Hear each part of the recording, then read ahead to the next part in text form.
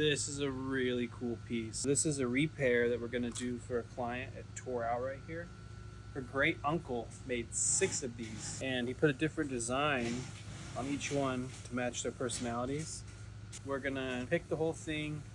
We're gonna put a new layer, protective layer on this side, add new reinforcements on the sides for the legs, and then we're gonna do a heavy condition on it and re-stitch this perimeter and bring this thing back to new. 40 years old. It's pretty crazy, a lot of stories. Let's get at it.